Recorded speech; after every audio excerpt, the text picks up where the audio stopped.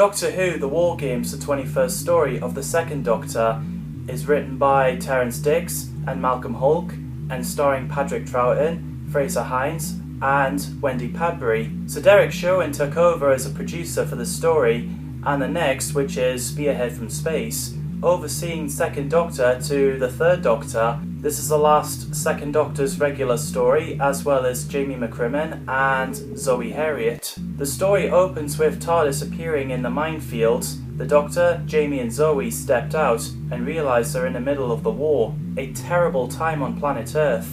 Already, it's a brilliant build-up. Where are we?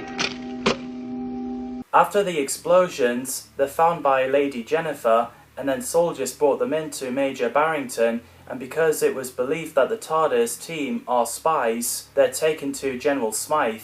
The Doctor noticed that something isn't right. Smythe twisted everything and accused the Doctor of espionage. His penalty is death. Zoe is accused of betraying king and country. Her penalty is 10 years imprisonment. And Jamie has been called a deserter. Smythe hypnotised Barrington and Ransom by putting his glasses on to trick everyone to believe he's the general, and that the TARDIS team are guilty is crazy. You can tell there's something not right. As they're all locked up, the Doctor asks Sergeant Major if he remembers how long he's been working in the area, and it was obvious that he doesn't remember.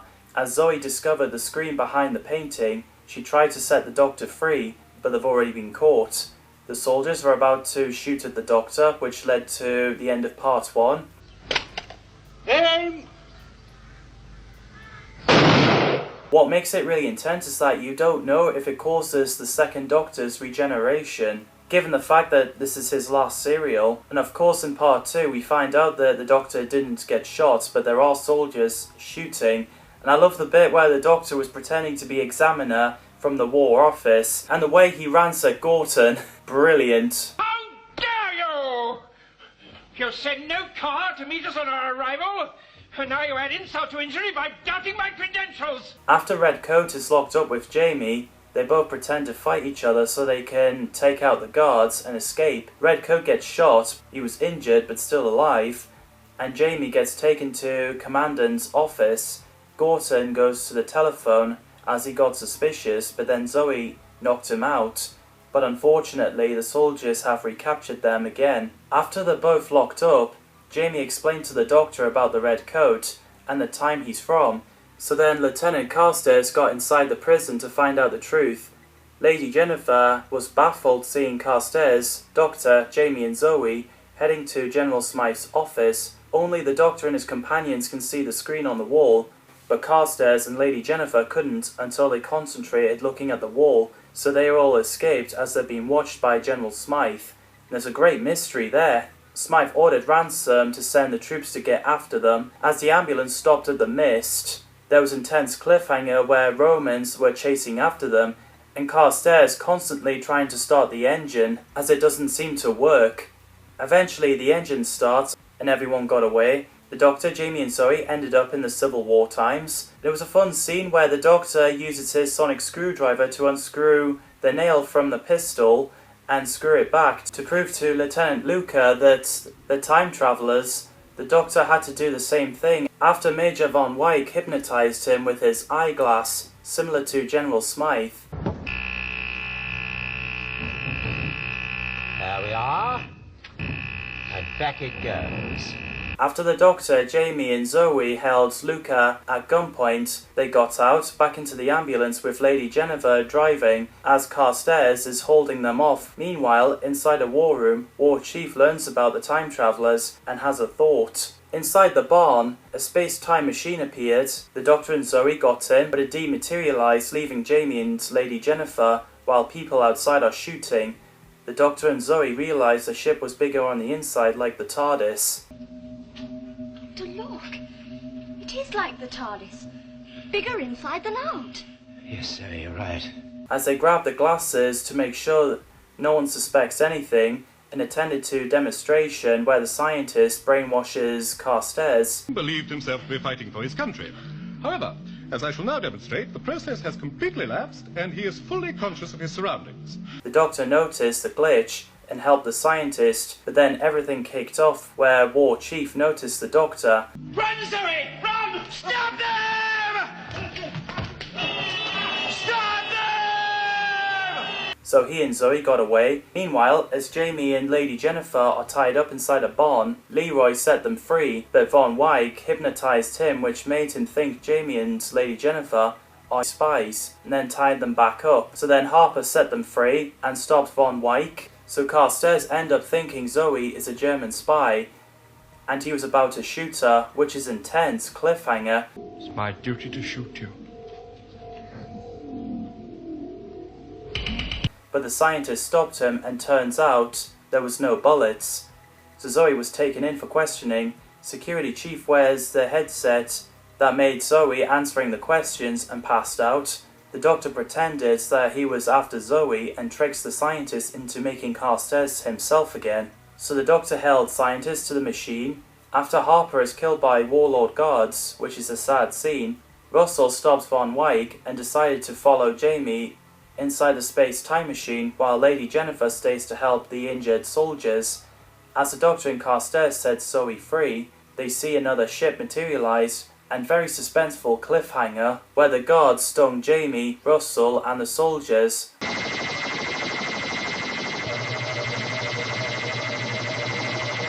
I love Patrick Troughton as the second Doctor, he's absolutely brilliant. I love Fraser Hines and Wendy Padbury as Jamie McCrimmon and Zoe Heriot. I think they're brilliant, one of the best TARDIS teams ever. David Saville plays Lieutenant Jeremy Carstairs, an officer in the British Army during World War I. I really like him, he's brilliant. The character wasn't given the first name on screen, it was only mentioned in the novel written by Malcolm Hulke. Saville later played Windsor in Claws of Axons and Colonel Crichton in The Five Doctors. Jane Sherwin plays Lady Jennifer Buckingham, a nurse and ambulance driver, she's great too. Her performance alongside Fraser Hines were an inspiration for the series Outlander, which centres around World War II nurse transported back in time to the Scottish Highlands, where she falls in love with Jamie Fraser before being transported back in time, and the character was married to a former officer, much like to Lady Jennifer's relationship with Lieutenant Carstairs. The character also appears in Kim Newman's non-Doctor Who universe novel, The Bloody Red Baron, which has the appearances of many characters from many novels, films and TV series. Jane Sherwin in real life was married to Derek Sherwin, who produced the War Games and Spearhead from Space. Noel Coleman plays a warlord who goes by the name Smythe, made himself into general in the British Army, who every time puts his glasses on to brainwash soldiers. The guy is absolutely terrifying. He really freaks me out. Might sound a bit cheesy, but I did had a dream one time seeing him on screen, and there was a sound of 1960s horror music playing. No words to describe how scary that was. And Coleman has done a fantastic job with this role. Richard Steele plays Gorton, an officer in the British Army. He's great too. Gorton is given the rank of colonel in the novel. Richard Steele later played Sergeant Hart in Doctor Who and the Silurians, and a guard in The Mark of the Rani. Terence Baylor plays Major Barrington, an officer. He's great too. Baylor previously played Yendom in The Ark. Herbert Rees plays Captain Ransom, an officer. He does a great job with his performance, and I feel sorry for this guy because he keeps getting hypnotized by Smythe more than everyone. Poor guy. Rees also played Chief Engineer in Fury from the Deep, and John Stevenson in The Seeds of Doom. David Vala plays Lieutenant Crane, an officer. He's great too. Esmond Webb plays Sergeant Major Burns, an officer who keeps saying left, right, left, right, left, right. He gives off great performance. Brian Foster plays Sergeant Willis, an officer. He's brilliant as well. Pat Gorman plays a military policeman. He does pull off fair and action scenes. Gorman played Cyberman in The Invasion, Baka K2 and other Silurian in Doctor Who and the Silurians, Primord in Inferno, Auton Leader in Terror of the Autons, Exorian Lon and Colonist in Colony in Space, a Sea Devil in The Sea Devils, Unit Corporal in The Invasion of the Dinosaurs, a Soldier in Planet of the Spiders, Thal Soldier in Genesis of the Daleks, Soldier in The Mask of Mandragora, Medic in The Invisible Enemy, and a pilot in The Armageddon Factor. Peter Stanton plays military chauffeur, he's great too. David Garfield plays Von Week, a warlord who pretends to be a major in the German army. He gives off fantastic performance. He was referred to by a German soldier as Kapitän von Weik. However, in the real world, in German military, the rank of a Kapitän can only be obtained by the members of the navy, not the army. In the German army, the rank equal to a captain would be a Hauptmann. Weak means soft in German. Garfield later played Neva in The Face of Evil, then voiced Professor Stream, intended to be the Treemas Master in the Big Finish audio story, The Hollows of Time. Greg Palmer plays Lieutenant Lukey, an officer in the German army who was fascinated by the Dr. Sonic Screwdriver. He's brilliant also. Palmer previously played a Cyberman in The 10th Planet. John Livesey and Bernard Davis plays German soldiers, abducted from World War I by the warlords and hypnotized thinking that they're still fighting the war. They're great too. Philip Maddock plays Warlord, who's in charge of the group of the warlords that kidnap humans and get them to play in the war games. His performance is brilliant. Maddock previously played Elec in The Crotons and Dalek collaborator in Dalek's Invasion of Earth 2150 AD film. He later played Dr. Solon in The Brains of Morbius and Fenner in The Power of Kroll. Edward Brayshaw plays War Chief, a Time Lord who works for the Warlord. His performance is brilliant. For many years, a lot of people theorized that he's the Master before Raja Delgado, which is interesting. It all started from the novels Doctor Who and the Doomsday Weapon and Doctor Who and the Terror of the Autons, written by Terrance Dicks and Malcolm Hulke, where it tells that the Doctor and the Master were the only two renegade Time Lords ever to run away from Gallifrey, while also calling back to the events of the War Games, as War Chief has escaped from Gallifrey, but he was never called anything else in the story, just War Chief. But in the Dark Path, incarnations of the Master before Raja Delgado were confirmed not to have used the Master title, although the notion of the Master and the Doctor as the only two renegades in Gallifrey's history was soon abandoned with the introductions of Drax and the Rani. The idea would continue to be referenced, discussed, and sometimes pointedly contradicted in many official and unofficial works of Doctor Who fiction. The target novelizations based on the screen stories were the main medium in which the idea of the War Chief eventually becoming the Master gains traction, principally under the pen of Malcolm Hulke, as secondarily that of Terrance Dicks, the two co-writers of the War Games and the co-creators of the War Chief. Doctor Who and the Terror of the Autons, written by Terrance Dicks, where it tells the story of the Master, was a new title, and that the Doctor has interfered with the Master's schemes in the past, but that the Master had escaped the Time Lords before his TARDIS could be deactivated. That prompts the Doctor to comment, "He was luckier than I was," seemingly referencing the Doctor's trial and punishment by the Time Lords in the War Games. It again needed towards the War Games by mentioning that, had the Master not escaped, his life stream would have been reversed, just like the execution of the Warlords. But then the Three Doctors novel said that the Master and Omega were the only two Time Lords that the Doctor ever fought. Notably, even should one accept the implied link between the Master and the War Chief. This would seem to overlook the Monk, but at the time The Three Doctors was published, neither of the first Doctor serials with the Monk had yet been novelized, meaning he did not necessarily need squaring away in terms of the perspective on the Whoniverse that a devoted reader of the novelization could be expected to possess. Furthermore, the idea that the Monk was himself also an early form of the Master was also proposed on occasion, later making its way into licensed media in CIA file extracts. However, the War Games itself was not novelized until some years after the three Third Doctor novelizations, which made no mention of the War Chief. So it's possible both earlier renegade Time Lords were ignored to simplify the conflict between the Doctor and the Master. In later development, the first official Doctor Who was the Legions of Death, where it shows, after Brayshaw incarnation, he looks nothing like Delgado. Virgin Books' editorial policy for the Virgin New Adventures and Virgin Missing Adventures shows that the Master and War Chief aren't the same characters in Exodus. The Doctor reunites with War Chief, who had survived the events of the War Games in a crippled state. Without mention of the Master was made, with the Doctor treating the War Chief as a foe he had not met since the War Games, noting that he has aggrieved by his resurgence, thinking he had dealt with him a long time ago. The Dark Path, there was no mention of War Chief.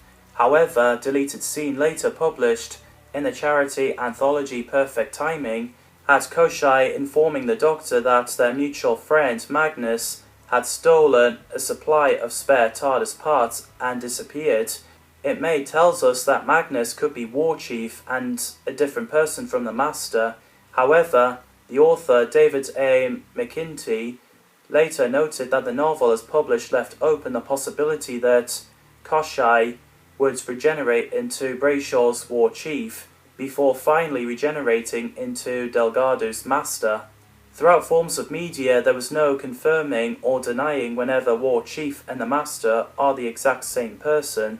James Bree plays Security Chief, a warlord who's part of all the War Games. His performance is stellar. Bree later played Nifred in Full Circle, Keeper of the Matrix in The Trial of the Time Lord 4, The Ultimate Foe, and Lama in Downtime. Vernon Dobchev plays Chief Scientist who develops machines that brainwash people. He really pulls off the speech. Dobchev later played Shama in the Children of Seth audio story, as well as various roles in other audio stories. John Atterbury plays an alien god of the Warlords. Central Control, great performances. Atterbury previously played a white robot in The Mind Robber. Charles Pemberton plays alien technician who works in the Warlords Central Control, great performance as well. Pemberton previously played a Cyberman in The Tomb of the Cyberman, and later voiced commentator Gerberstory in Fractures and Butler in Three's a Crowd. Terry Adams plays Corporal Riley, an officer in the Union Army during the American Civil War. He's great too. Leslie Schofield plays Leroy, a soldier in the Confederate Army during the American Civil War. He's great too. Schofield later played Caleb in The Face of Evil. Rudolph Walker plays Harper, a Union Army soldier. I really like him. And yes, he played Patrick Truman in EastEnders, who also appeared in It's Showtime. Michael Lynch plays Spencer, a soldier who had been taken by the Warlords. He's great too. Graham Weston plays Russell, a soldier in the Boer War. He's badass. Weston later played Dehan in Planet of Evil. David Troughton, the son of Patrick Troughton in real life, plays Moore, a soldier. And it's so nice that he got to appear in the same story as his dad, especially the last one. David Troughton also played an extra in The Enemy of the World, and later played King Peladon in The Curse of Peladon, as well as the Big Finish audio stories. And he also played Professor Hobbs in Midnight. Peter Crace plays Dupont, a French soldier during World War I. He's great too. The character's name is never said on screen, but was only given on end credits. Crace played Daco in The Space Museum and Costa in Nightmare of Eden. In real life, Peter Crace was the brother of Michael Craze, who played Ben Jackson. Michael Napier Brown plays Arturo Vidia, a soldier in the Mexican Civil War. He's badass. He really loves his two guns. The character's name, personality, and background reference to Pancho Vidia. Stephen Hubre plays Ivan Petriov, a Russian soldier from the Crimean War. He's great too. Tony McEwen plays the Redcoat. I like him, and it's a shame that we don't get to see him after part 2. Bernard Hornsville plays the first Time Lord, who could very well be Chancellor Goth, who appeared in The Deadly Assassins, a Time Lord politician who led the court for the Doctor's trial. He did a great job, absolute legend. It's also worth mentioning in a prose, Future Imperfect explained that in the Mind Robber serial, Goth masqueraded as Lemuel Gulliver, a fictional character in the land of fiction, to watch over the Doctor. When the Doctor recognized him and feared he would be taken to Gallifrey for trial, Goth told the Doctor that time is long in his future and long in the Time Lord's past. In the parallel universe setting of Exile, the Court's place is taken by a pair of Time Lords, with Time Lord 1 voiced by Toby Longworth. Are you sure you're not the Doctor? Eccentrically dressed? as a guard? No, I'm definitely a guard, sent with a report from the Castellan's office. I'm afraid the Doctor has escaped.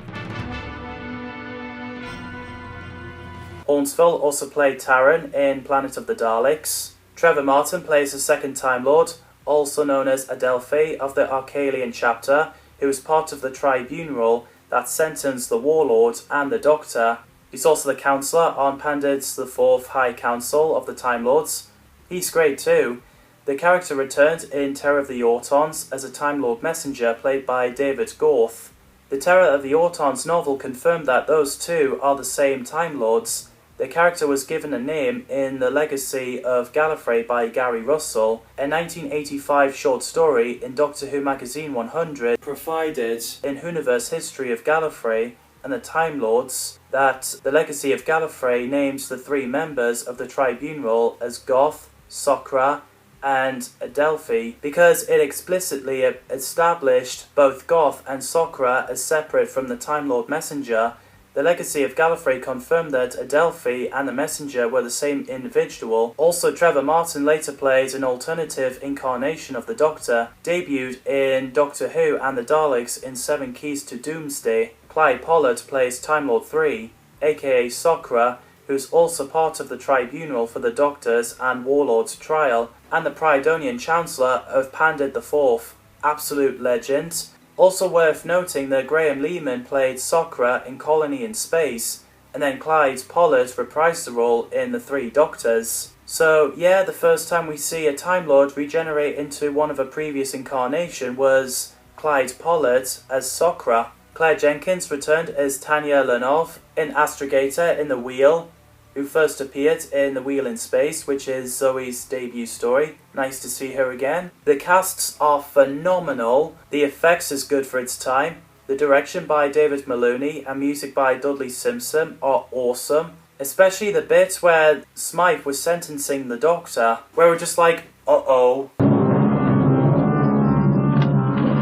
Take him away, Sergeant. As Jamie, Russell and the soldiers have got blasted, they're still alive, they're being stoned. Jamie has been questioned by security chief with the headset on about the TARDIS.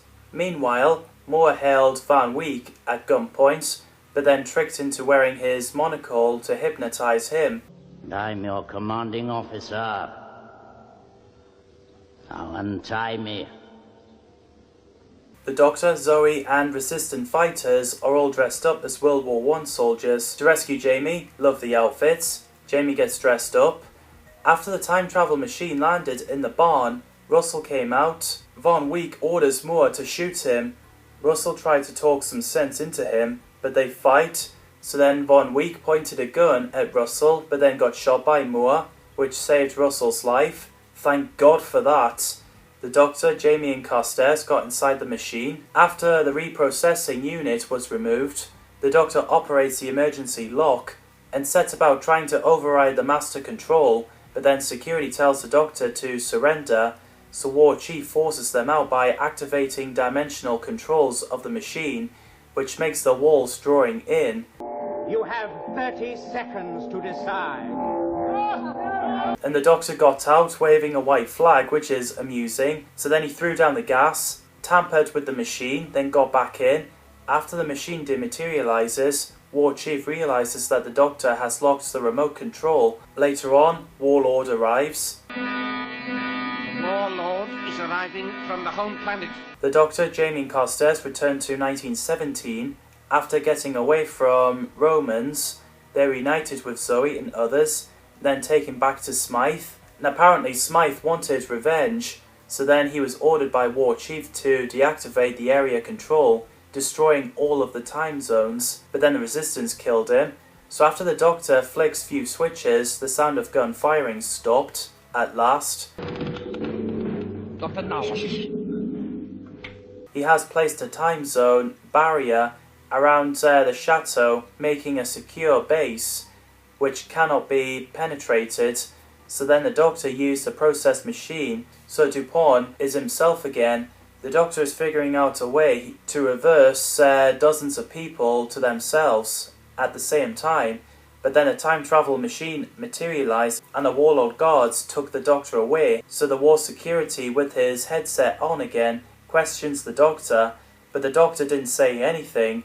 As the machine guns have been set up, Zoe admitted that she remembers all the Resistance fighters and their location, so they can still act out on the Doctor's plan. So then the space-time machine appeared, the soldiers fire, the guards quickly run back inside, the door opens again, and the guards sticks their guns out and fire, killing the two soldiers. Carster sneaks up and throws a grenade into the machine, the door closes and the machine disappears. Russell orders to bring in more machine gunners, and then sets out to arrange a meeting with all the Resistance leaders. Jamie is left in charge of their chateau, while Security Chief is still interrogating the Doctor. The War Chief told him that he wouldn't have got anywhere that way because the Doctor is a Time Lord, like War Chief. So the Doctor wonders why use human beings of Earth, and the War Chief believes that they are the most suitable of their army. Why choose the people of the Earth? They are the most suitable recruits for our armies. As Security Chief wanted to kill the Doctor, War Chief claimed that the Doctor will help him destroy the Resistance, and Warlord sets him to do so. Russell is told that many of the number and location of all the guards sent by the Security Chief, and Jamie and Zoe placed it on the map. Soon enough the map is peppered with numerous guards. Russell tells him that it is now time for Phase 2, the attack on the barn. They are to leave one by one, so as long as it's discreetly. As everyone arrived at the barn, the Doctor on screen tells Jamie and Zoe that he has gained control of the machines and that he is to send a machine and request that only the Resistance fighters get into it. So everyone got inside the space-time machine that appeared, but then the Doctor tells everyone not to move as the guards are pointing their blasters, and it looks like the Doctor is siding with the War Chief. Stand still! Don't move! You are completely surrounded! Doctor! Thank you, Doctor. So everyone is taken to the processing room. They were confused on why the Doctor is working for War Chief.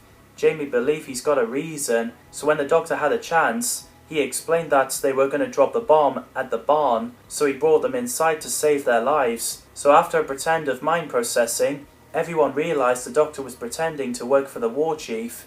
Meanwhile, Security Chief heard the recording of the War Chief saying that he's going to take over as a Supreme Galactic Ruler. I will take over as Supreme Galactic Ruler. So then War Chief has no choice but to help the Doctor and his allies. So he killed Security Chief and calling off the battles in time zones. So the Doctor realised that there's only 2 time travel machines left with enough life in them, so he's got no choice but to call his people, known as the Time Lords. What's it doing? Don't do it, Doctor, you can't! You know what will happen! The effects of the cube building itself up is well done. War Chief begged the Doctor not to, but he did it anyway and tried to escape. The Doctor is pretty much the fugitive of the Time Lord, so the Warlords got the War Chief killed, quite possibly led to regeneration. If the theory is correct, he'll probably regenerate into Roger Delgado's master. After the Time Lords have been told what's happening, the Doctor needed to get out as soon as he can. So Carster, Jamie and Zoe got out while everyone stayed waiting for the Time Lords. Carster has been returned to his place and time as well as everybody, but the Doctor, Zoe and Jamie ended up being slowed down by the force field. Time Lords! So the Doctor tries to open the TARDIS door, which is an intense scene. So Jamie helped the Doctor to open the TARDIS door. So the Doctor, Jamie and Zoe managed to get inside and dematerialized. The Doctor explained that he ran away from planet Gallifrey because he was bored.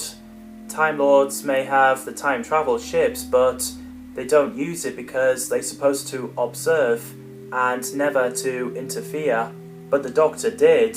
So then the Time Lords controlled the TARDIS, and it was pretty scary that they sent the TARDIS into the ocean, seeing the mouth of a shark. The force field is down as the water dripped inside. The Doctor took the TARDIS to space. The Time Lords were very clever as they sent the TARDIS to the water full of alligators. Oh, the controls! They're moving by themselves! And then eventually arrived on Gallifrey. So Warlord is on trial as well as the Doctor. After Warlord is found guilty of breaking all galactic laws, and quite a few of the soldiers have died, He gets the Doctor, Jamie and Zoe to help him escape, but the plan didn't work. Warlord's sentence is removed from existence, and everything's okay. However, the Doctor is on trial because he has broken the law by stealing the TARDIS and interference of the affairs of other times and planets. So the Doctor proves that his actions were justified by showing the Time Lords on screen the monsters he has battled, such as Quarks, Yetis, Ice Warriors, Cybermen and Daleks, all out to save everybody's lives. While the Time Lords are thinking about what to do with the Doctor, Jamie and Zoe are released from force fields and taken to see the Doctor.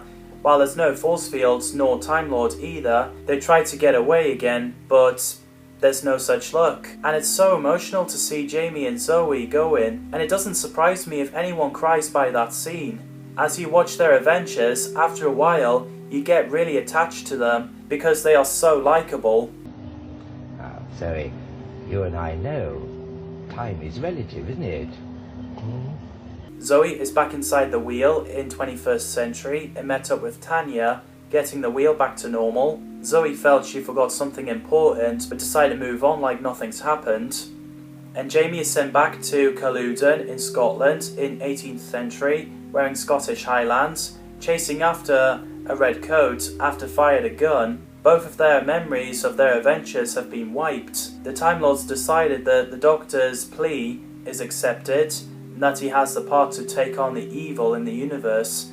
As a result, the Doctor is to be exiled on Earth in 20th century, also forced to change his appearance. Your appearance has changed before, it will change again, and that is part of the sentence. You can't just change what I look like without consulting me! They gave the Doctor an option on which face he'd like to regenerate into. The ones that shows on screen, the Doctor didn't like any of them. In the end, the Doctor spins around in the dark to start his exile while regenerating, and it's really sad to see Troughton going.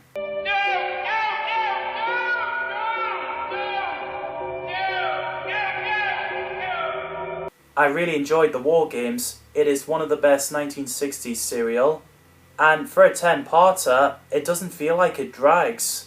The whole story felt like that this one situation led to another, which is brilliant. It's epic, it's action-packed. On 23rd of December 2024, the 90-minute coloured The War Games version was aired on BBC 4. No! You can't do this to me!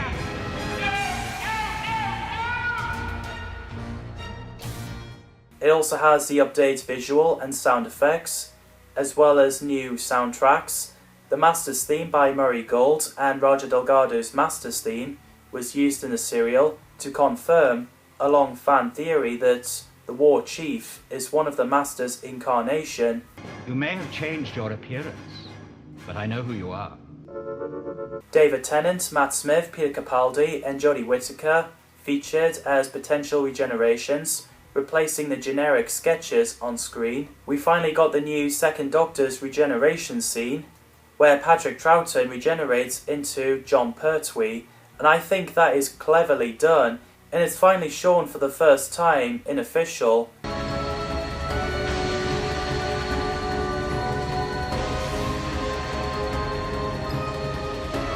It previously showed as a fan-made film, Devious. That video was used from a YouTube channel called The Confession Dial to insert into the War Games in colour. Where am I? The TARDIS landed in Oxley Woods, with the TARDIS scanner couldn't make it out if it was either 1970 or 1980. The TARDIS door opened and the Doctor passed out in the woods, which leads to Spearhead from Space. Doctor Who, The Collection. John Pertwee's iconic first season. What did you think of the War Games and Season 6? Let me know in the comments down below. Thanks for watching, and I'll see you in the next video.